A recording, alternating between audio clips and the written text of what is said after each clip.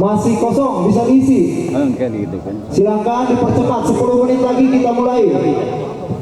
Perhatian untuk para koordinator parkir, silakan memasuki arena, digembok saja.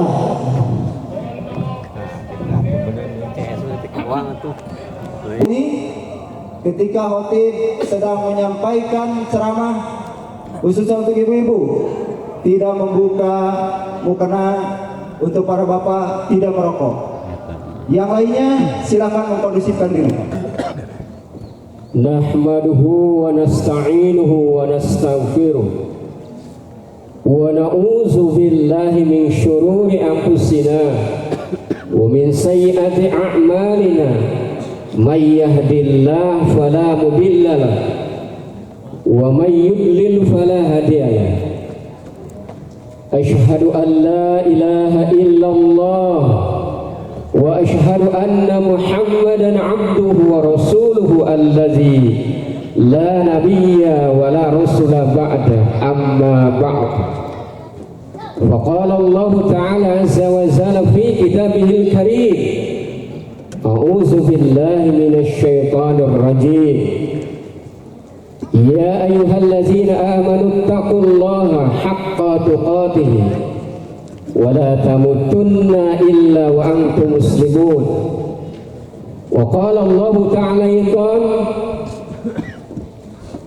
innal muslimina wal muslimati wal mu'minina wal mu'minati wal qanitina wal qanitati was sadiqina was sadiqati was sabirina was sabirati wal khashi'ina wal khashi'ati wal mutasaddiqina wal mutasaddiqi wal mutasaddiqati was shaimina was shaimati wal hafidina furujahum. Al-ayat. Allahu akbar, Allahu akbar, la ilaha illallah, wallahu akbar, Allahu akbar, walillahil hamd. Aidin wal aidat rahimakumullah. Hari ini tanggal 1 Syawal 1445 Hijriah bertepatan dengan tanggal 10 April 2024. Umat Islam sedang mengagungkan kalimat-kalimat Allah, mengucapkan rasa syukur, bertahmid, bertasbih, dan bertahlil, mengagungkan kalimat Allah sebagai wujud syukur kepada Ilahi, yang mana hari ini secara euforia kegembiraan kita menyertai perasaan-perasaan haru dan bahagia. Kenapa haru? Tentu alhamdulillah 1 bulan lamanya kita dapat melaksanakan ibadah pada bulan Ramadan ini. Tentu yang namanya ibadah Ramadan banyak sekali, saumnya, sedekahnya, zakatnya, tadarus Al-Quran, qiyamul lail, dan tentu saja banyak ibadah-ibadah yang senantiasa menghiasi keberkahan keagungan bulan Ramadan ini. Aidin wal aidat rahimakumullah. Khatib senantiasa mengajak kepada para jamaah sekalian, mari kita kokohkan, tingkatkan keimanan kita kepada Allah Subhanahu wa ta'ala, karena salah satu modal kita adalah bagaimana iman ini menjadi fondasi, bagaimana kita tidak hanya sekedar berislam, tetapi bagaimana kualitas kita meningkat terus, menjadi seorang yang mukmin, menjadi orang yang kunut, menjadi orang yang sabar, menjadi orang yang ahli sedekah, menjadi orang yang ahli saum. Hadirin yang dirahmati Allah Subhanahu wa ta'ala, tentu saja khatib juga memberikan satu wasiat, jangan sampai apa yang pernah disinyalir baginda Rasulullah sallallahu alaihi wasallam ketika dialamatkan kepada orang-orang yang saum, ragima anku rajulin dakhal alaihi syahru ramadhan summa salakha qabla ayyufar lahu. Jatuh ke tanah hidung seseorang sangat celaka manakala masuk kepadanya bulan Ramadan, tetapi ketika selesai Ramadan dia tidak mendapatkan ampunan dari Allah Subhanahu wa ta'ala. Hadirin yang dirahmati Allah Subhanahu wa ta'ala, potensi ampunan yang diberikan kepada Allah sangat luar biasa diberikan kepada kita. Banyak hadis-hadis yang mengisahkan, memberikan satu kesempatan kepada kita semua. Man soma Ramadana imanan wa ihtisaban ghufira lahu ma taqaddama min damihi. Man qama Ramadana imanan wa ihtisaban ghufira lahu ma taqaddama min damihi. Man qama lailatul qadri imanan wa ihtisaban ghufira lahu ma taqaddama min damihi. Fasilitas yang diberikan Allah kepada kita semua.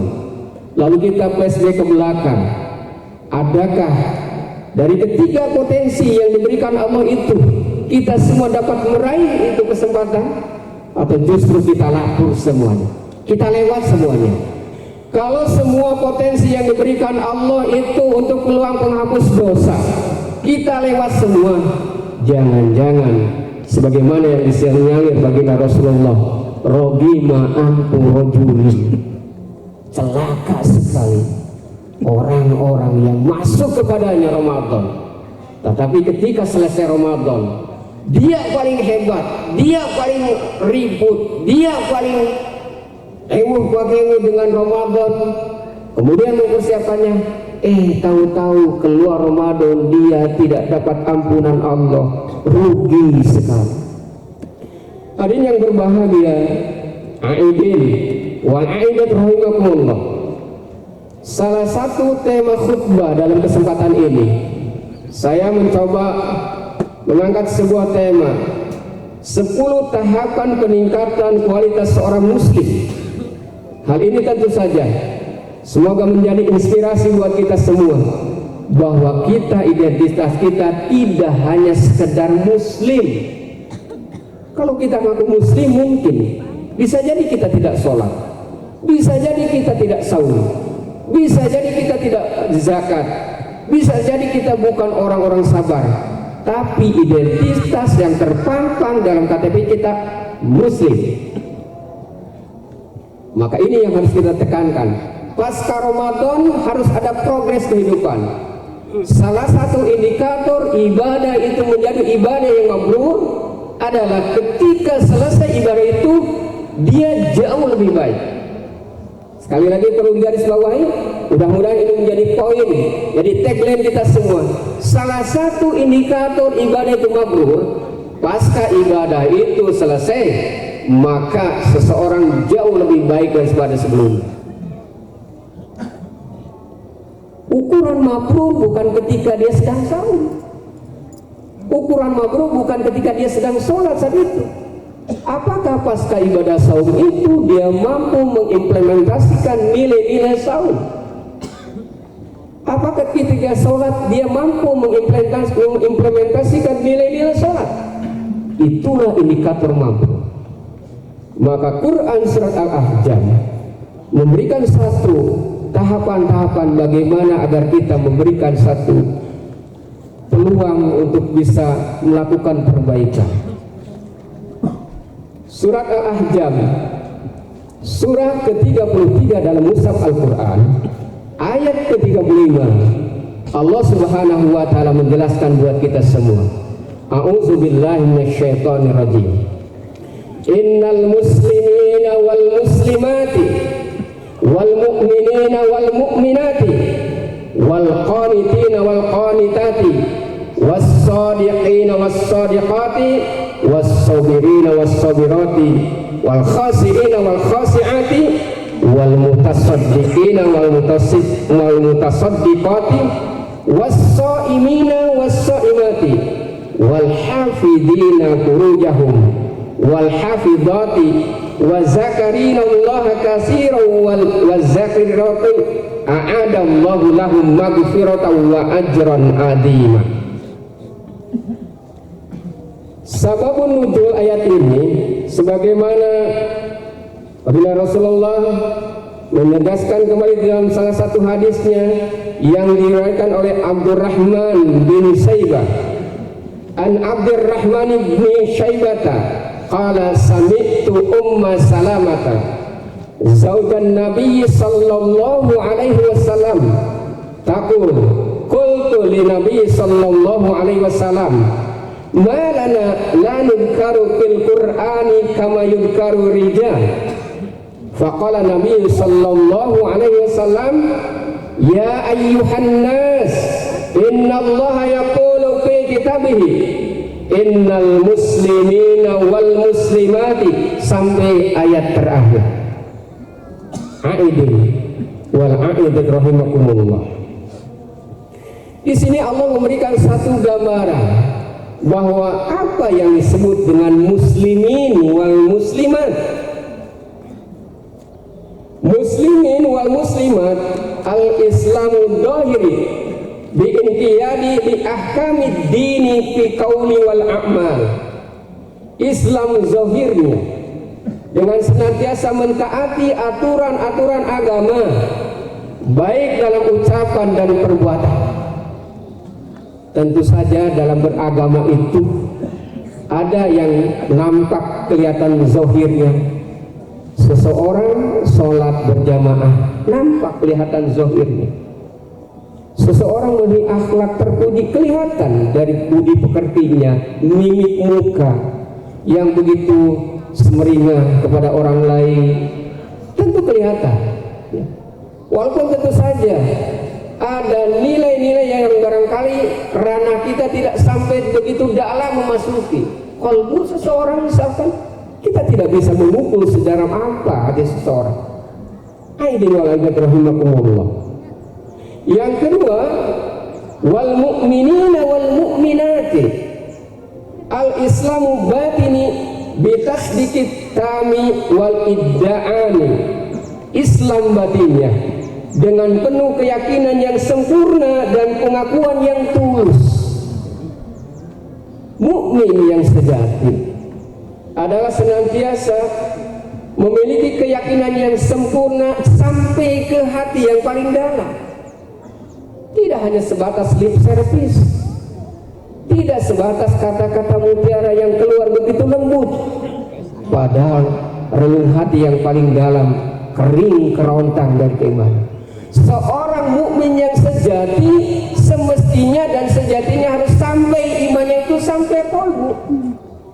Maka otomatis secara natural seseorang yang memiliki akhlak yang baik, seseorang yang memiliki iman sampai tembus ke dasar kalbu, dia tidak hanya sekedar pandai memberikan satu cerminan dohir, tapi akhlaknya itu mengalir begitu natural, tidak dibuat-buat,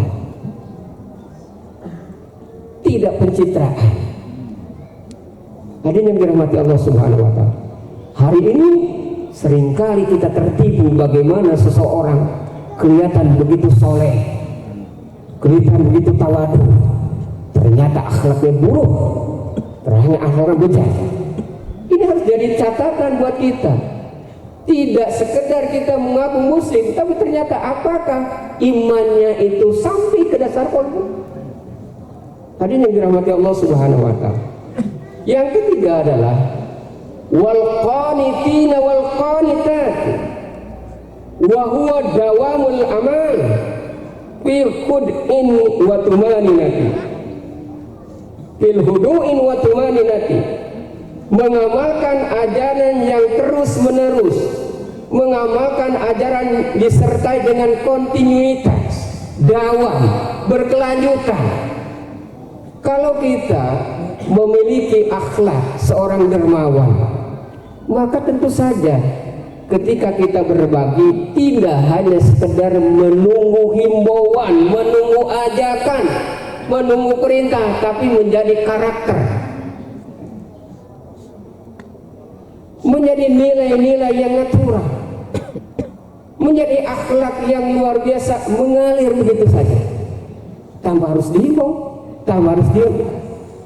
Sesuatu yang memang menjadi satu nilai-nilai yang akan mengangkat martabat seseorang, itu menjadi value seseorang, menjadi nilai lebih seseorang.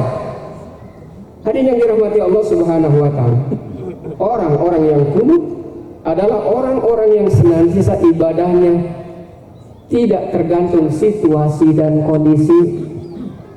Musim rame sodako, namun sebabnya di situ di absen ku Pak GDKM, ku Pak Ketua Cabang, mengalir saja, tanpa harus ada paksaan. Apalagi kalau seseorang memiliki tujuan-tujuan politik, rame-rame pergi ke masjid, rame-rame mengaku saudara, rame-rame nyumbang, walaupun tentu saja ada udang di balik batu. Hadirin yang dirahmati Allah Subhanahu wa Ta'ala, Al-Quran menjelaskan surat Ad-Dumar ayat ke-9, amman huwa qanitun anna al-laili sajidan wa qa'iman yahdarul akhirati wa yarju'a rahmatar rabbih. Apakah kamu, hai orang-orang musyrik, lebih beruntung, lebih hebat, ataukah orang-orang yang senantiasa taat beribadah di waktu malam dengan sujud dan berdiri, sedang ia takut kepada azab Allah akhirat dan mengharapkan rahmat Tuhannya? Tentu saja hadirin sekalian, kalau dibandingkan orang-orang yang kunut, orang-orang yang berdiri di tengah kesunyian, jauh lebih tulus daripada hanya sekedar kelihatan nampak baik. Sampai-sampai Allah membuat suatu pertanyaan yang tentu saja kita tidak harus menjawabnya. Tidak semua pertanyaan yang diberikan tidak mesti kita jawab, karena Allah Maha tahu siapa sesungguhnya orang-orang yang kudus, orang-orang yang taat. Berikutnya, tahapan-tahapan nilai seseorang untuk meningkatkan kualitas seorang muslim adalah was-sadiqina was-sadiqat. Ini adalah sebuah upaya cerminan kerelaan seseorang untuk berbagi di tengah-tengah kehidupan yang individualisme, di tengah kehidupan yang hedonis, di tengah kehidupan yang borjuis, di tengah kehidupan orang yang semakin kaya, kesenjangan antara si kaya dan si miskin semakin jauh. Ada sebuah akhlak yang terpuji, ada habit yang sudah biasa dia lakukan, berbagi kebahagiaan. Ramadan merupakan saat yang tepat. Bagaimana kata baginda Rasulullah, ayu afdalu shadaqah? Shadaqah fi Ramadan. Wahai baginda Rasul, sedekah yang paling utama adalah sedekah apa? Sedekah di bulan Ramadan.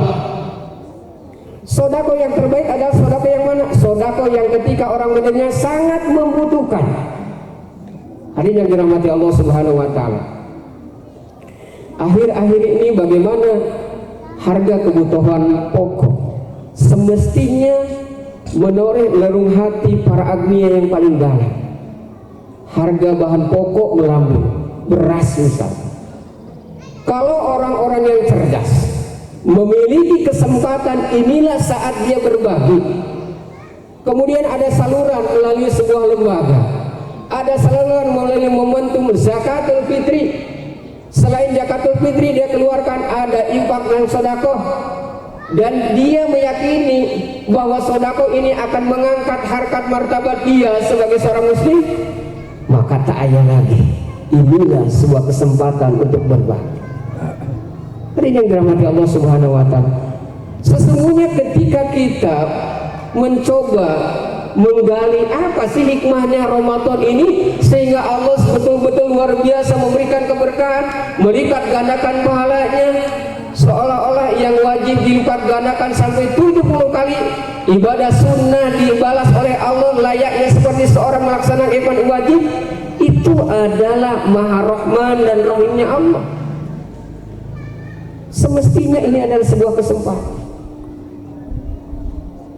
Para agnia adalah mereka yang memiliki kelebihan harta. Tetapi dalam filosofi orang-orang berbagi, sesungguhnya tidak mesti menjadi kaya. Sekali lagi garis bawahi, orang yang memiliki semangat berbagi tidak mesti menjadi seorang yang kaya. Walaupun dengan orang kaya banyak peluang dia untuk berbagi. Karena sesungguhnya anak ini budaya yang sesungguhnya harus dibangun dari kebiasaan, dilatih, dibiasakan, ditarbiyah. Kalau orang tidak ujug-ujug menjadi dermawan kalau dia tidak dilatih. Seseorang memiliki pengalaman spiritual yang berbeda-beda. Mungkin orang yang kaya hari ini pernah mengalami kepahitan hidup. Mungkin hari ini orang yang jaya posisinya di atas pernah mungkin dia merangkak untuk naik posisinya. Bisa jadi. Hadirin yang berbahagia, sesekali kita coba, sesekali kita bicara, berinteraksi dengan orang-orang kaya. Apa sih yang membuat kaya? Pernahkah dia mengalami kepahitan hidup? Pernahkah dia merasakan lapar? Pernahkah dia merasa jatuh bangun dalam bisnisnya? Tentu dari sekian para agnia ini pernah mengalami yang namanya kisah-kisah hidup. Orang seringkali menilai seseorang itu sukses ending saja, ujungnya saja. Padahal awal dia merintis begitu susah payah dibangun.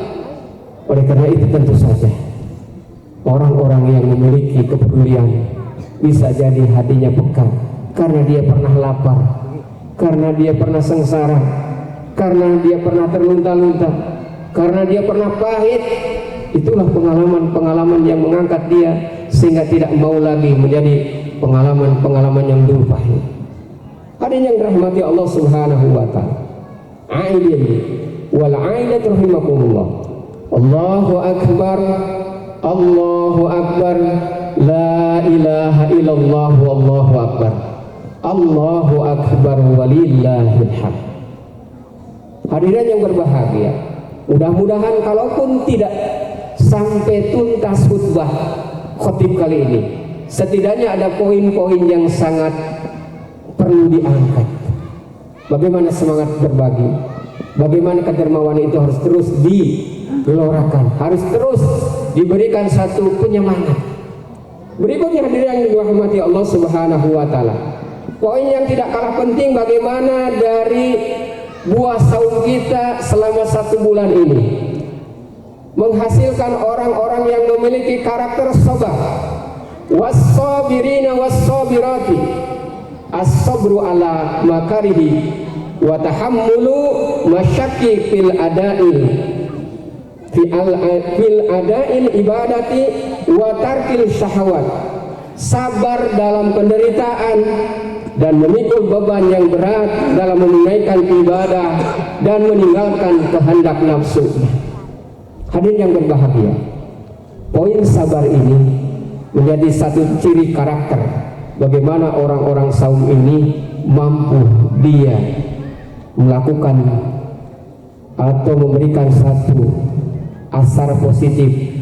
Salah satunya Ramadan adalah Sahrus Sobar. Sidang yang berbahagia, mudah-mudahan dari kesempatan khutbah yang singkat ini memberikan satu pelajaran yang berharga. Minimal khatib mengajak kepada setiap insan, yuk kita tingkatkan bukan hanya pengakuan muslim, tetapi apakah kita mampu menjadi iman, menjadi hamba yang kunut, menjadi ahli yang sabar, menjadi ahli yang saum, menjadi orang-orang yang senantiasa shaim, menjadi orang-orang yang senantiasa ahli sedekah. Semoga bermanfaat. Mohon maaf atas segala kekurangan. Aqulu qouli hadza wa astaghfirullah li wa lakum. Rabbana afrigh alaina sabran wa tsabbit aqdamana wansurna 'alal qaumil kafirin. Rabbana atina fid dunya hasanah wa fil akhirati hasanah wa qina adzabannar. Allahu ya'huzu baidina ila ma fihi khairul islam wal muslimin. Wassalamualaikum warahmatullahi wabarakatuh. Alhamdulillah para jamaah sekalian, hari ini kita sudah selesai melaksanakan sholat Id 1445 Hijriah dalam keadaan lancar, aman dan terkendali. Tiada lagi ucapan yang paling dalam dari hati sanubari kami sebagai jajaran dari panitia. Ucapan terima kasih banyak terhadap instansi-instansi yang sudah mendukung pelaksanaannya sholat Idul Fitri 1445 Hijriah. Kami tidak bisa berkembang, kami tidak bisa maju tanpa bantuan dari instansi-instansi yang terkait, diantaranya para ketua jamaah 1, 2, 3, dan 4, dan 5, Bapak Ketua RT, RW dari 1 hingga 8 yang sudah mendukung pelaksanaan sholat Id.